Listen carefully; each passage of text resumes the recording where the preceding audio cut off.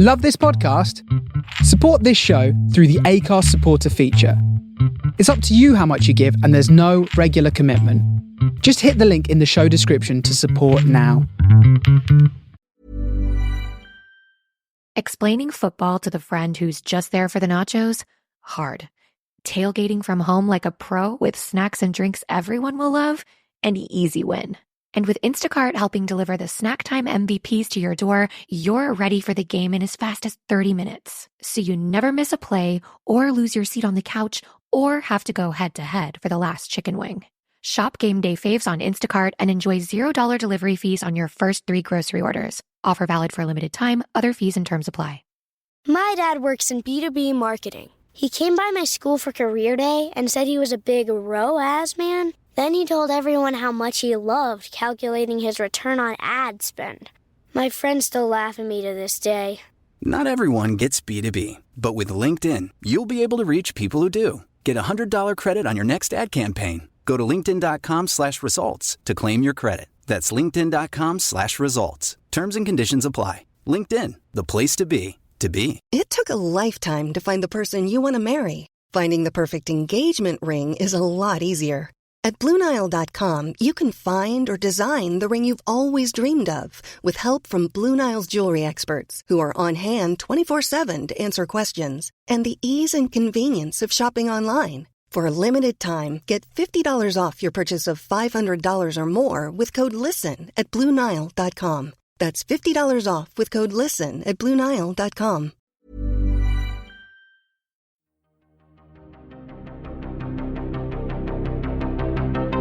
This is Writers on Film, the only podcast dedicated to books on cinema.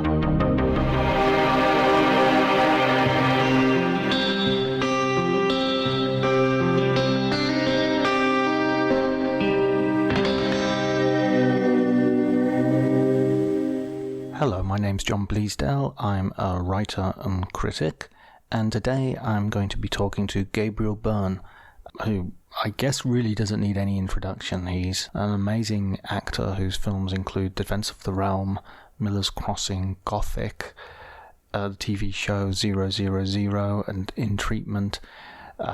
He's been a producer, a director, a writer, and it's as this that we're going to talk today. He's a writer of a memoir called Walking with Ghosts, which has been published in paperback. And I would also recommend very much the audiobook read by Gabriel himself. I mean, why would you not want Gabriel Byrne to read you his life story? So, of course, you can follow me at Twitter, at Dr. Jonty, DRJONTY. And if you enjoy the episode, please remember to like, subscribe, spread the word, comment. Do everything you can to get us to as large an audience as possible. I will be very much appreciated. But before you do any of that, please enjoy the conversation.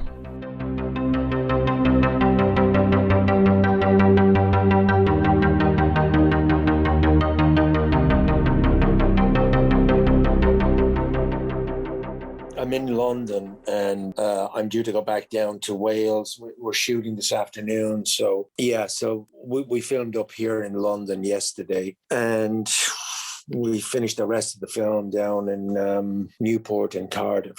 So headed down there this afternoon. How does it feel being back in Britain? Do you spend much time in Britain? Not really. I mean, I've worked, here over the last couple of years a bit, but I live mostly now in the States. But it's always interesting to come back. I mean, I lived here in the 80s, and I was just remarking to a friend of mine how much duller London was in those times, how much more isolated it felt from the rest of the world. There's a vitality in London now that there was not there before. I mean, I know there's all kinds of issues, but there's definitely more life than there used to be. It was a very rigid, suspicious kind of society, I remember properly. If you came from outside at all, it was very hard to break through that kind of resistance. You were coming through as well at the time when the Troubles were having a big impact on the mainland. Yes, it was not a good time to be Irish for sure. I felt very conscious about the fact that I wasn't from here. And I have to say that most people were either wanted to ignore what was going on in the north of Ireland or were tolerant about it. But there was always the possibility that you could come up against the wrong people who would let you know what they felt. Yeah, I remember because I grew up in the north, and my mum's Irish. My mum's Yes. family are from Belfast. Rosaline, she's called. So Right, right. Classic Irish name. And Yes. and yeah, going to school in the 80s, I just remember that. Yeah, it wasn't a great time from that point of view.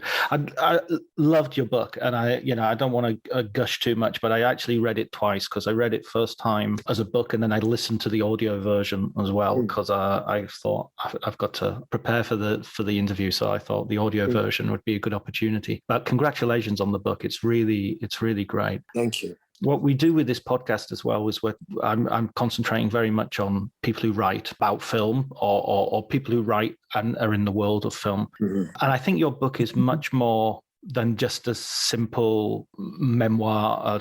I've read a lot of actors' autobiographies, and this feels like it's, if you didn't have a Hollywood career, I would still want to read this book. Wow. Okay, that's great. Because it just really has that quality. How did you? I mean, I know this is also your second book, right? The first book wasn't really a memoir in the strict sense of the word. It was really just a selection of pieces that I'd written for newspapers and radio that they put together and published as a book. So I didn't really consider it to be anything more than just a compilation of stuff.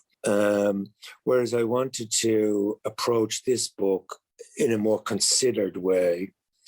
And I spent quite a bit of time thinking about the structure of it. And of course, memoir, to a great extent, is about recalling events in the past. So I found a structure that I think mimics the way memory works. So you're in the present and then you're in the past, and the past and the present are connected in ways that sometimes aren't immediately obvious. I was also very interested in the idea of memory itself, and what we remember and what we don't remember.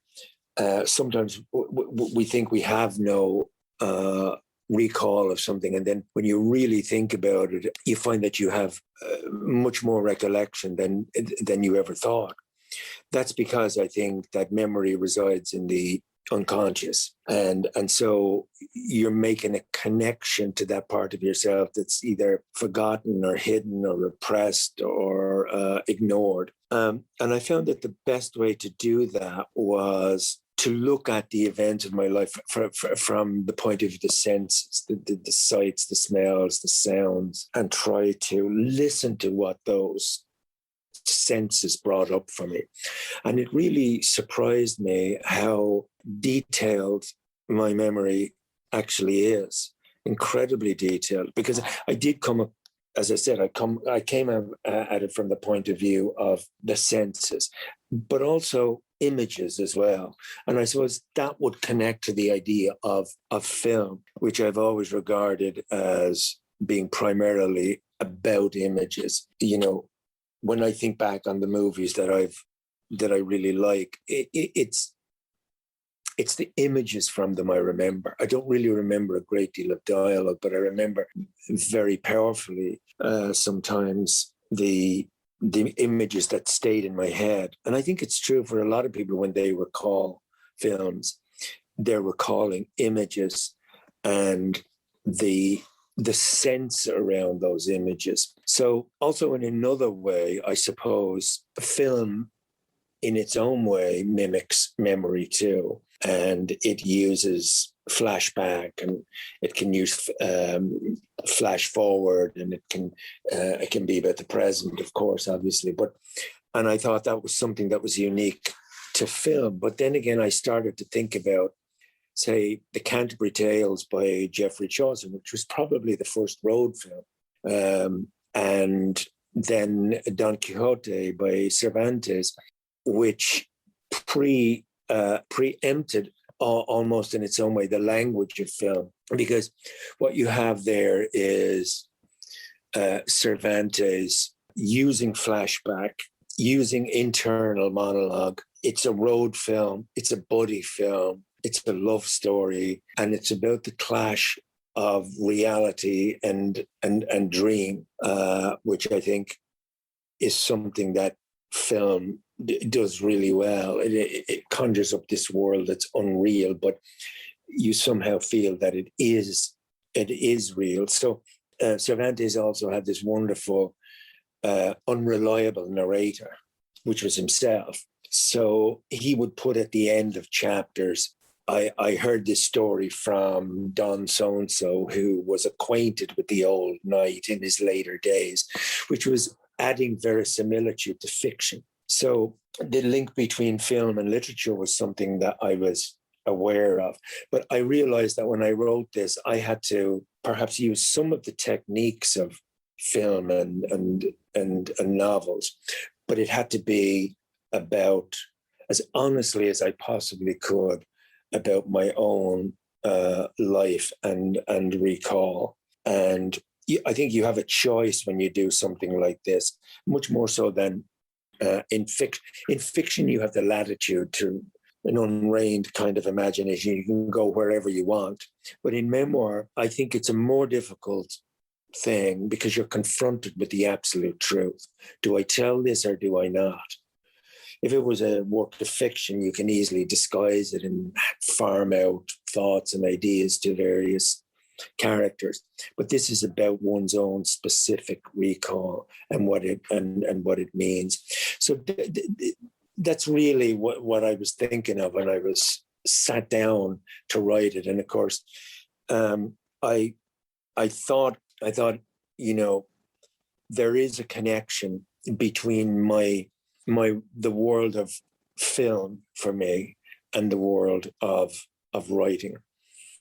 Not just in terms of the structure that I talked about, but in terms of getting the audience to see the point you're making through image and through imagination. I don't know if all that makes sense, but the influence of film on my writing was big. Yeah, I that definitely makes sense. I mean, Don Quixote also is sort of dealing with his own sort of interrogating the idea of the self as well, isn't he? The idea of all these fictional, his head has been turned. But, if you want to carry on the cinema parallel by sort of versions of the heroic, I felt that your book very much was interrogating the past as much as it was recalling it. Is that fair? Yes, I think that, yes, it was. Because a lot of the things I dealt with in the book were things that I perhaps had not examined myself. And I thought, I reveal myself and make myself vulnerable here if I do reveal them. And that became a crucial question. Do I write the truth or do I skirt around it or ignore it? And I felt that by being honest myself, it might actually help me to understand where I'd come from, but also it might help other people to understand themselves as well. Not so much in what I was saying about myself, but that it might start the process for them to say, that reminds me when I was, or maybe I didn't, that process of self-examination. Yeah, I mean, it's incredibly brave, I think, in that regard. It doesn't pull any punches. I particularly thought the moment where you telephone the priest who was responsible for the abuse is again, it's just that stunning interrogation where you're asking yourself, can I forgive this guy? Can I not? And absolutely amazing. I mean, in fact, when you do when you talked about structure, I was also thinking of like how a lot of the chapters seem to be about sort of like a present day trauma, which then sends you back to sort of examine something in the past. So even if the trauma isn't necessarily related, like there's a scene with the earthquake in Los Angeles, and that sort of sends you back once more, not necessarily to obviously find out what caused the earthquake, but it gives an idea of like, okay, the instability of the universe, I guess. Yes, it is about, very much so. And it's perceptive of you to notice that, because I remember somebody saying to me, well, what's an earthquake got to do with anything in your story? But the earthquake, in its own strange way, was about trust. I could never trust the ground under my feet, literally, after that earthquake. And in a strange way, after the abuse and all that stuff had happened, I couldn't quite trust other people either. So the physical world was something that you couldn't rely on. And yet at the same time, you had to negotiate your way through human beings and to realize that, that this, what had happened to me was, in the big context of how people are, you couldn't paint everybody with the same brush. But yeah, it was about, it is about the world being utterly unpredictable. That's what that was about. And also, the thing of when I thought I was having the heart attack, that's almost like you press a button and it's fast recall. It doesn't have the luxury of saying, oh yeah, that was a Tuesday and then I went out and I got the bus. This was fast recall, saying, you better recall the events of your life right now, because you're not going to be alive tomorrow. What did I do? Did I say, was I that kind of a son? Was I, all those things that came very quickly. And then to realize that it was the man beside me who was dying, it was dead, and not me. And, the themes, I suppose, I was trying to, at this stage of my life, the things that I consider when I think about the past is the notion of time. What is time? And it runs through the book. The whole sub-theme in the book, I think, is about time. Like when I was talking about going to the first, like the fairground thing with my father, and after all the joy of that day, the day beginning with the blue sky and the excitement, it ends with my father saying, "We won't be alive in 100 years' time," and that's the first time I realized about time and death at an 7 or 8 years of age, as we all do. We all get that moment where we say, "Oh, my father's going to die, my mother's going to die." And you don't even think about yourself dying, but you think about them dying. And it wasn't that it was a big philosophical, moment on the road to Damascus. It was just like, oh, so that's what's going to happen.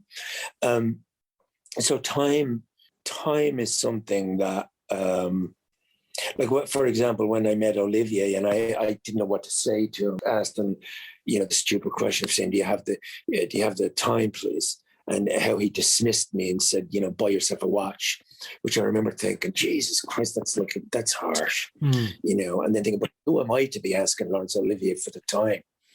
And I upbraided myself. But then he went away and he started to think, obviously, about time. What I had said, do you have the time? He took that literally and said, I don't have the time. And I'm getting to the stage of my life where I don't have time. And he came back with that little sonnet, with that note, which meant that, he had taken my foolish question and turned it into a profound question about his own life. And although I was kind of thrilled to get a note back and a sonnet back from Laurence Olivier, I now know what he means because I'm at the same age as he was. So time and mortality and the ghosts of people who have gone, because we all have ghosts in our lives, whether they're people that we've known and loved, or people on the periphery of our lives, or even landscapes or events. They're all become part of that ghost world. And the ghost and time are, in my head, always connected. because ghosts seem to occupy this timeless world. And so, not to make too heavy weather of it, but they're the things I was thinking of when I was writing the book. Do you think like the actual writing of the book as well is a sort of attempt to sort of control time, sort of reclaim things and put things down, and then the book exists, it exists solidly, independently of you? Yeah, I think there is. I think anybody who attempts anything, artistically, it is an effort to control, or at least come to some kind of terms with time, as you say. I mean, if you make a film, it's there. You've immortalized an experience or a moment in your life. You have a fictional character that you're playing, obviously, but you've also immortalized yourself in a strange way, even though I don't think of it in that way. But like my grandmother was saying to me, when we were watching the films, she'd say, "Look at that man over there crossing the road in the back of the shot. I wonder who he was and where he was going.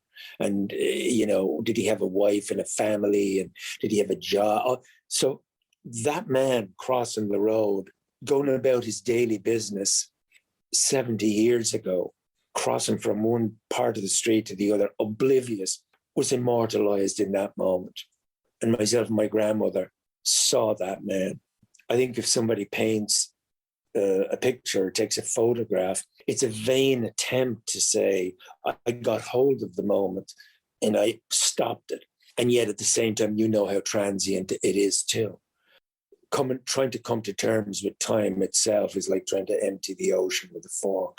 You can keep doing it, but you're not going to make much of a difference to the ocean.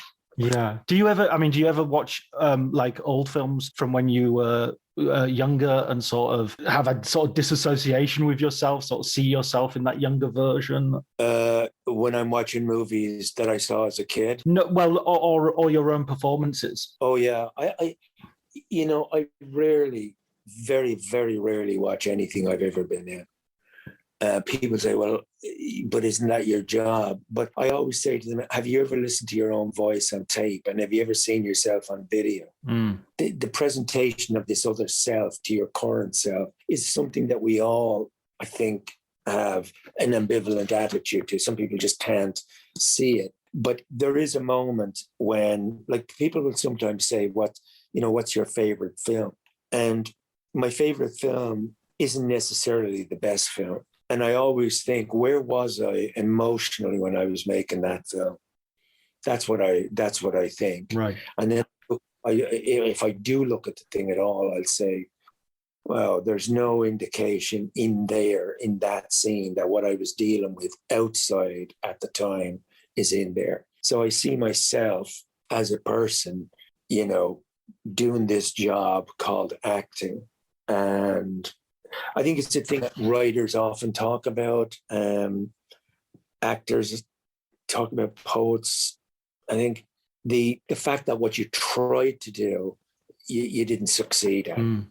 You wanted to do that particular thing, and it didn't turn out to be what you wanted at all. So it has an air of imperfection about it, and you don't want to really confront it by looking at it and examining it.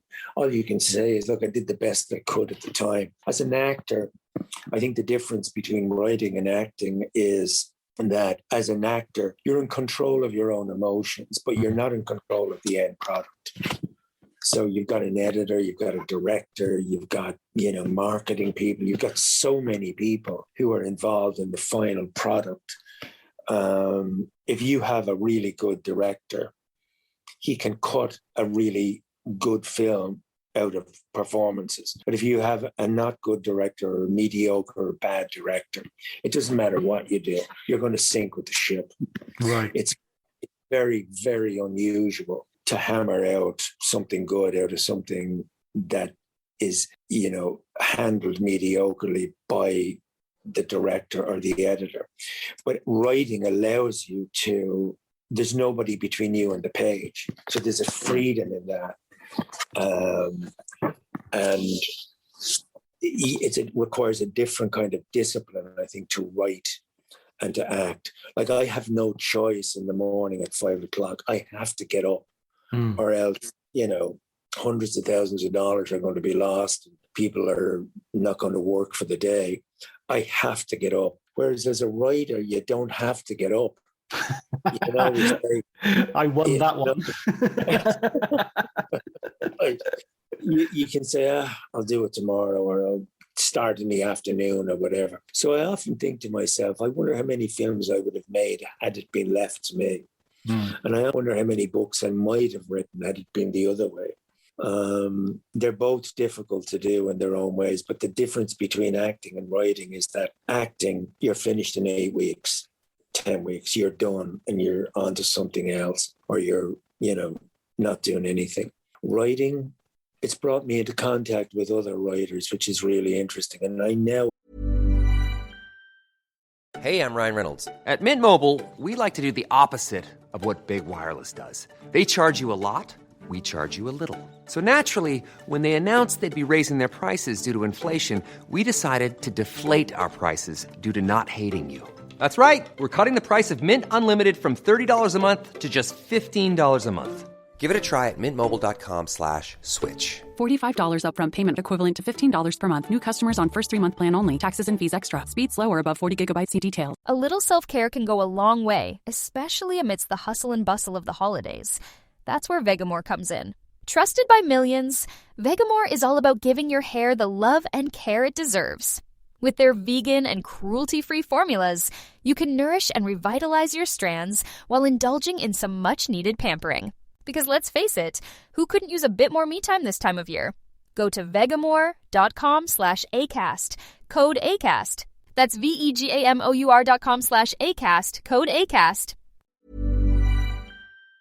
Understand how tough, how dedicated, how disciplined, how lonely the process of sitting down in front of a typewriter or with a pen in your hand, how difficult that is, and how compelled you have to be to keep going.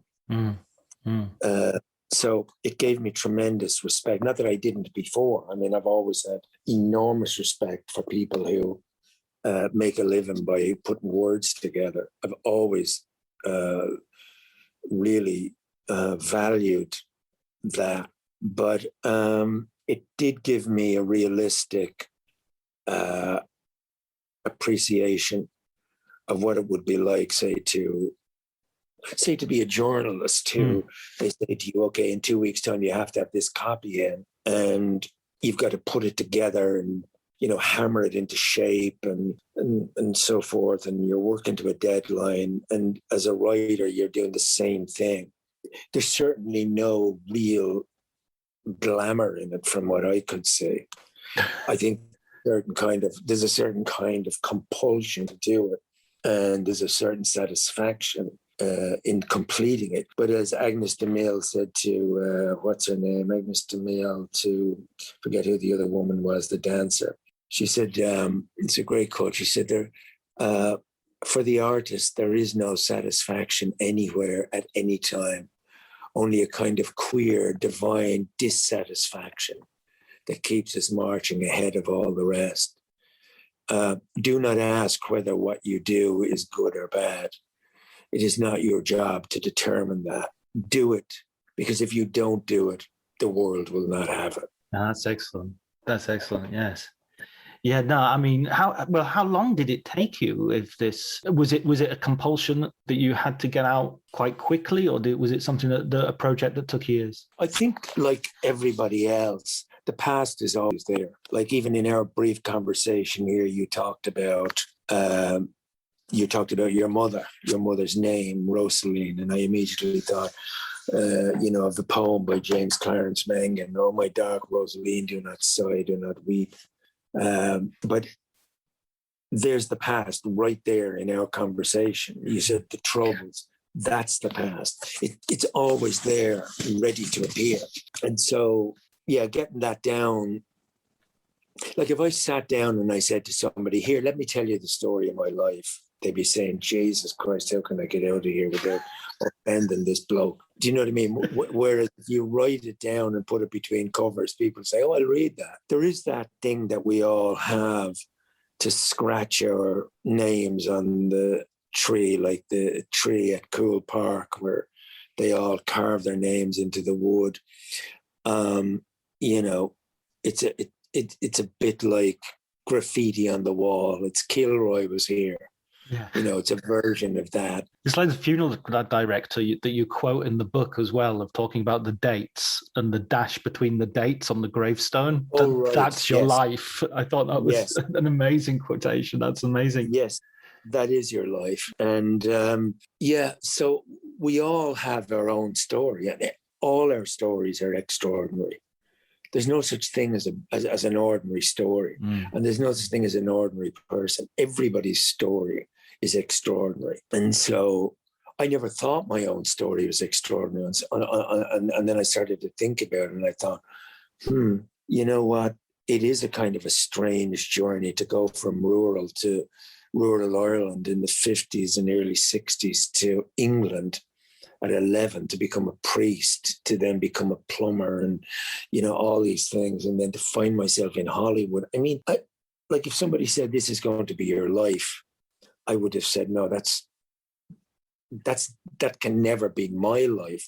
I'm just a very ordinary kid from a working class background in Dublin, and I'll grow up to be like my father, and I'll put my wages on the mantelpiece, and my wife will give me back the money for my pint and my cigarettes, and I'll go to football matches, and, you know, I'll sit in the pub with my friends. And so that's the life I saw for myself. There was nobody who came along and said, you know, maybe you should think about something else. I never had any mentors or adults. I was just thinking that this morning, that the mistakes that I made, like there's something poignant in a way about the kind of efforts that you make as a young person to try to get your balance in life. And I was thinking to myself this morning, I remember being in Spain when I was living in Spain, and I got this book by an Irish writer, and it was summertime, and it was the northwest of Spain. So I was living, very few tourists there, but the beach was absolutely beautiful. I used to go there every day. And I forced myself to read this unreadable novel from beginning to end, and thought, Jesus Christ, reading is a really boring thing to be doing, and books are really boring. I wish somebody had said, no, read that book. Here, this is a good book to read. Nobody ever gave me that kind of direction. And the mistakes I made were my own, and the path that I took was my own. And I have no idea why I took that path. Do you think maybe it's because you don't have an older sibling, do you? No. Because, I mean, I had an older brother, and it's not like we necessarily agreed with stuff, but you sort of had something to kick against. You had something, well, I don't like that, and so there was always this influence of someone else who was, you know, a couple of years older than me, listening to different music, listening to reading, you know, maybe that sort of, if you miss that, I don't know. I should ask my older brother as well if he misses having an older brother, I guess. Good question. A good question for him, for sure. I don't know. There was an idea that certainly at that time in Ireland that, first of all, you didn't get above yourself. Secondly, that you weren't entitled to speak your mind about anything. You were told what to do, when to do it, but you were never told why you had to do it. There didn't seem to be any reason to do anything. You just did it. So I'm glad in a way that I had that thing that made me want to push through. Maybe that book now in retrospect is a kind of is a metaphor for something, of reading something unreadable to come say, well, I've got to find better books than this to read, and I've got to find better experiences than just being, you know, waiting for the bus on winter mornings, going to work as a plumber in the rain and getting on the bus where everybody smoked. And there was obviously some kind of dissatisfaction about the inevitability of that kind of a life. But I lived in the theaters and I lived in the cinema. And I think that's what gave me my understanding of another world, even though I understood that world was imaginary. But I remember I'd come out of the cinema and I would desperately want to bring what I had experienced in the film out into the streets. But you could never do it because you were outside in the streets of Dublin and you had just been robbing a bank in San Francisco with James Coburn. Yeah. Yeah, I always loved the thing when I used to remember coming out of I loved going to sort of an late afternoon screening because I loved coming out of the cinema and it being night and sort of being surprised by it. But like, whoa, yes. What happened in the day? Yes. It's I don't know if people experience that anymore. Well, they certainly haven't in the last couple of years. But this idea of you leave the real world behind at, say, 2:00 in the afternoon, and you go into this dark room, and you are transported to somewhere way beyond the place you've just left, and you are bound up in this imaginary world, which becomes in its own way more real than imaginary. And then you come out and you're confronted by buses and cars, people shouting, and it's Dublin and it's raining, and you think, Christ, I wish it could be. I wish I could meet somebody like that girl that was just in that film, because they used to call it the Dream Palace. I don't know who invented that expression, but the idea that they would call it a palace, and it was the architecture of the cinema as well. It gave an importance to what was being shown there, a bit like a church in a way. The church had to put up a building that reflected the nobility of its aims, and the cinema did something the same. And the end results, I certainly don't remember being transported in a church in the same way as I was transported in a cinema. So it was easy to see in a weird way what was going to win out. It was going to be the cinema. Right. I mean, even the chairs, you even had like plush red velvet sort of chairs that you'd never... Yes. Rococo moldings, and, a guy in a uniform with braid on it, taking your ticket when you went in, and then... they'd have another guy inside with a torch to bring you down and show you your seat. There was something about the ritual of going into that world that was exciting. And, I think I described in the book the smell of smoke and disinfectant. And the smell of disinfectant in itself had a magical quality to it. You had to save up that money to get in. It wasn't just like you walked in. You had to really get that money together to go. But it was a joy to be able to do that. Whatever you wanted, like mowing people's lawns or going for messages or begging from your parents or stealing it. You had to get that money somehow to go. Who were your favourites when you were young going to the films? Well, again, because you had no guidance, there were about 6 cinemas in our locality. I think we learned in a strange way about the unreliability of leadership or authority through the trailers. And what they used to call the folly and uppers in Dublin, where one week you'd have the guy hanging off a cliff and with one hand, and then it would end. And you think, oh my God, how is he going to get away from that? And the next week he wouldn't be over the cliff at all. He'd be punching some other bloke over the cliff. And you think, that's not what happened last week.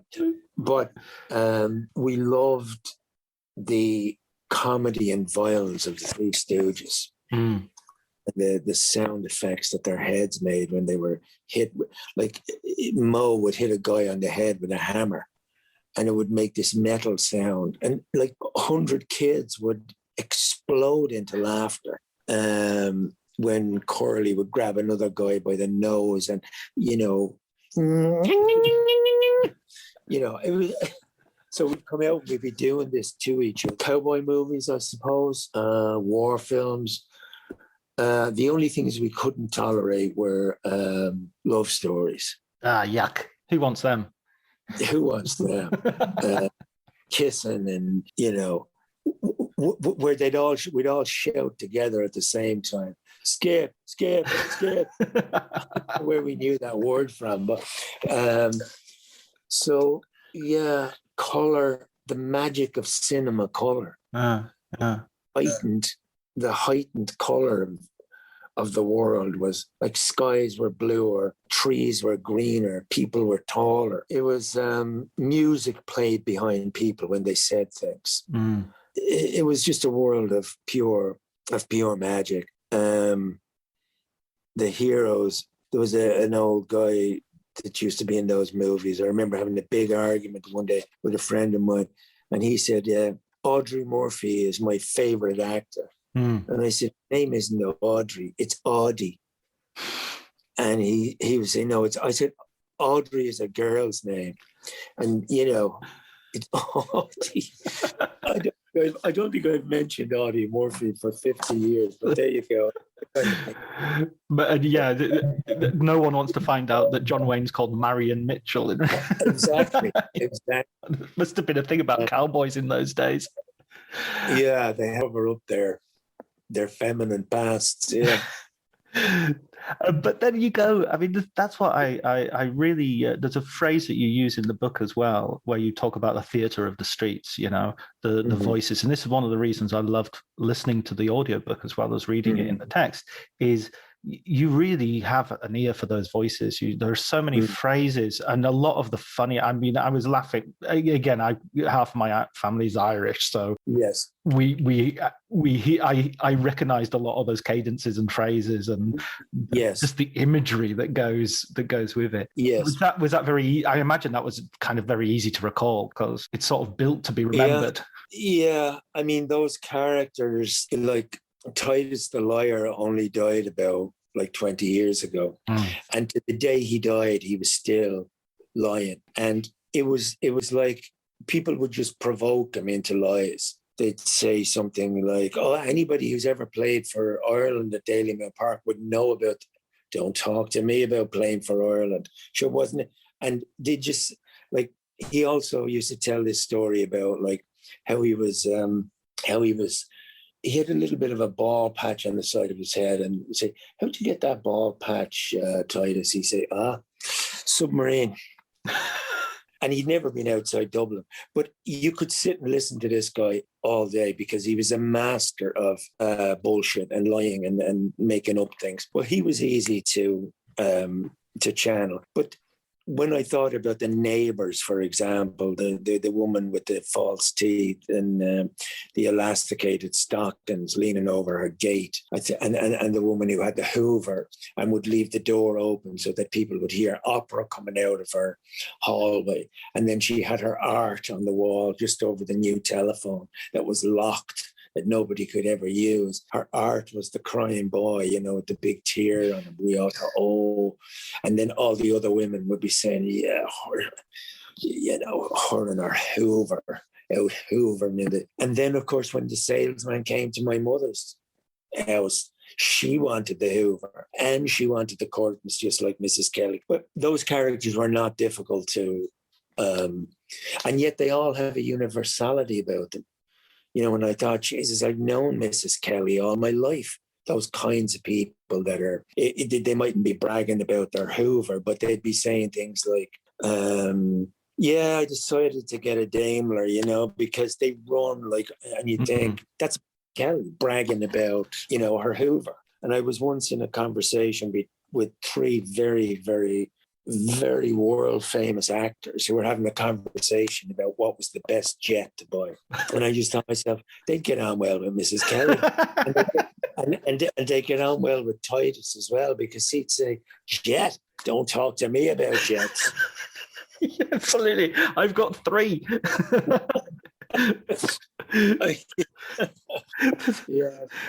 There's a guy in my village. I live in Italy, and this tiny village, and there's this old guy whose nickname is Methuselah. Everybody has a nickname, but his nickname is Methuselah because if he did everything that he said he did, he'd have to be as old as Methuselah. Right.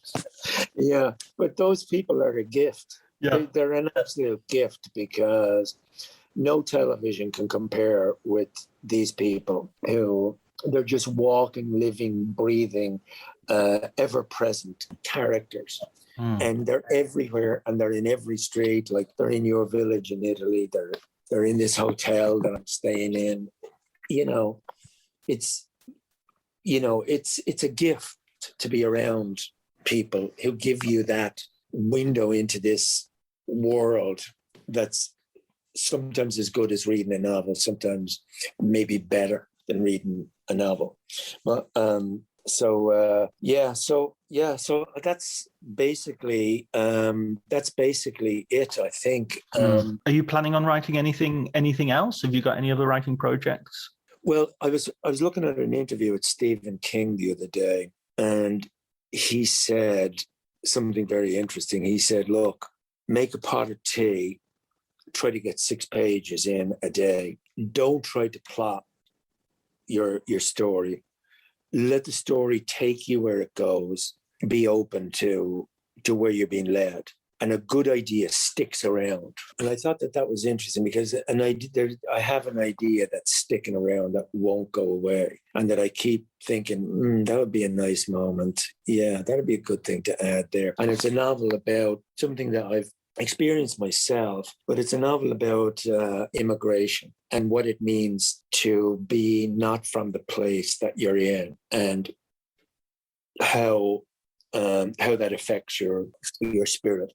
The idea of being an exile or an emigrant or an immigrant, and of having a past life there somewhere. And one of the areas that I feel has not been documented terribly well, but I think contains great richness, is the world of immigration into Britain in the 60s. Those people who came from Ireland in search of a better life, and how they took their identity with them. In fact, in many cases, never lost that identity at all. Whereas Irish, the day they died is the day they came. But what it was like, for example, the character that I'm thinking about is a guy who's worked on the land, as a great many Irish people did, literally digging in the ground for stuff and on a farm, and then is in a tunnel, in London, to go from the sky to being in concrete. Me seems, it's just an idea that I'm toying with, immigration and exile, which I think is still very pertinent to the world we're living in today. Yeah, my granddad came over from Belfast, and he worked in London at the fire brigade during the Blitz. And then I think it was very traumatic, and he came back to Belfast, and they said, okay, you can go to Liverpool or you can go to Barrow-in-Furness. And he thought, well, I've never heard of Barrow-in-Furness, so neither has Hitler, so I'll go there. And when he arrived, the day he arrived, there was the first and last bombing of Barrow-in-Furness by the Germans. So it's just like, bloody hell. You can't get away from the bastards.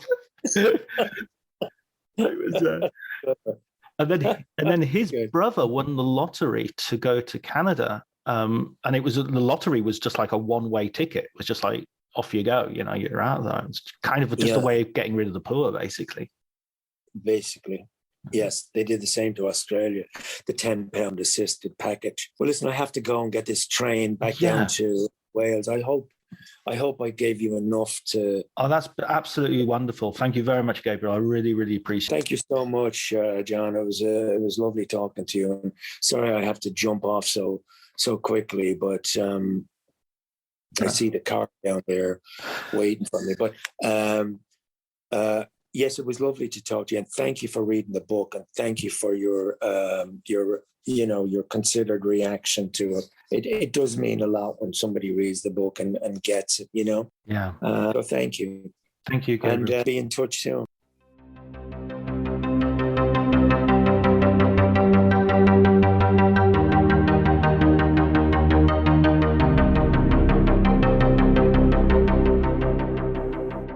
So I hope you enjoyed that conversation as much as we did.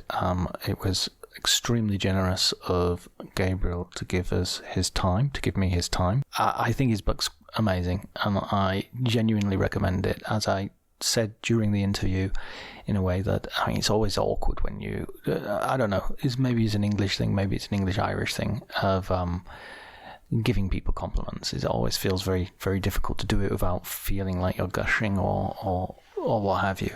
But his book is genuinely good piece of writing. He's not the first actor to write something of literary merit. There is a long tradition of actor-writers from Dirk Bogarde, Richard Burton, an amazing writer who was one of Gabriel's first co-stars in the TV series Wagner. So his book really does stand up to that kind of comparison. I would advise everybody to get it. Thanks go to Elliot Atkins for doing the music, Ali Harwood for helping out with the artwork, and thanks to everybody for listening. Until the next episode, please take care.